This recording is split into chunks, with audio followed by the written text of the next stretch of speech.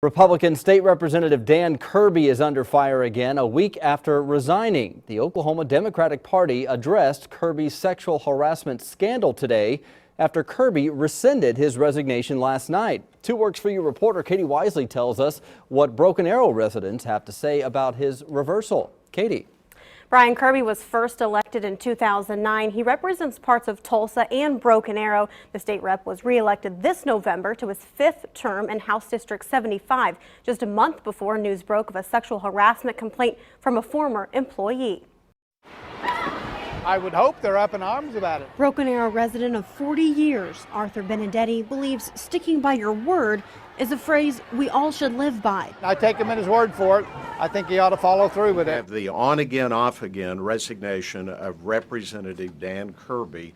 When it comes to the recent sexual harassment scandal surrounding Republican Dan Kirby, Benedetti thinks his local state representative should follow that motto. You have to take him at his word, I guess, give him the benefit of the doubt, but personally I don't believe it. Kirby resigned last week. He is accused of sexually harassing a former staffer who was fired.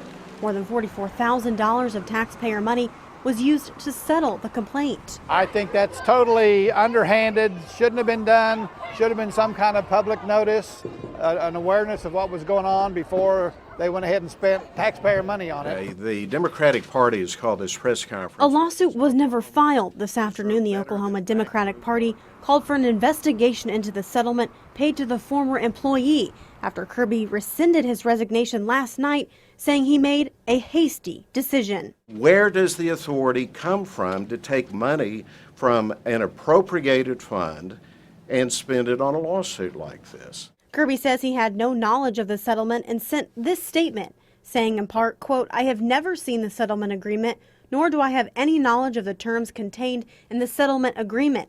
I would like to make it clear that the allegations of sexual harassment are untrue." We don't trust him. A statement We the People Oklahoma organizer Mark Lewis says he doesn't buy. I don't believe that any person in their right mind would not say to him, stop, this is wrong. You know, I believe that he had several warnings. Now Arthur Benedetti hopes his local politician will stand by his word.